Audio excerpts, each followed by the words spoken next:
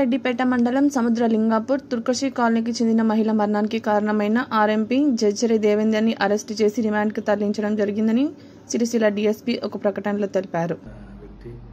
అయితే వాళ్ళు ఒక ఆర్ఎంపీ దగ్గరికి జడ్జిల దేవేందర్ అనే ఆర్ఎంపీ తిమ్మాపూర్ ఎల్లారెడ్డిపేట మండలం దగ్గరికి తీసుకెళ్తే అక్కడ సరైన వైద్యం లేక చనిపోయినట్లు తెలుస్తుంది. అయితే వాళ్ళు లాస్ట్ మినిట్లో మళ్ళీ గవర్నమెంట్ హాస్పిటల్ తీసుకుపోయారు, అప్పటికి చనిపోయింది. దీనిపైన జడ్జిల దేవేందర్ పైన కేసు రిజిస్టర్ చేయడం జరిగింది. అది 304 Part 2 అంటే నెగ్లిజెన్స్, ప్రస్తుతం BNS లో 105 సెక్షన్లో కేసు రిజిస్టర్ చేయడం జరిగింది. అయితే ఈ ఇన్వెస్టిగేషన్లో ఈయన నెగ్లిజెన్స్ వల్లనే 30 years మహిళ చనిపోయినట్లు తెలుస్తుంది. ఆర్ఎంపీ దేవేందర్ను కోర్టులో ప్రొడ్యూస్ చేయడం అనేది కోర్టు జ్యుడిషియల్ రిమాండ్కు పంపడం జరిగింది.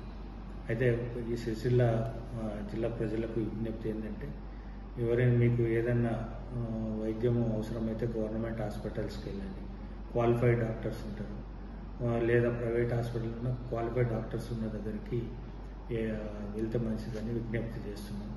అయితే ఈయనను DMHO సిరిసిల్ల వారు అతని యొక్క క్లినిక్ను సీజ్ చేయడం జరిగింది.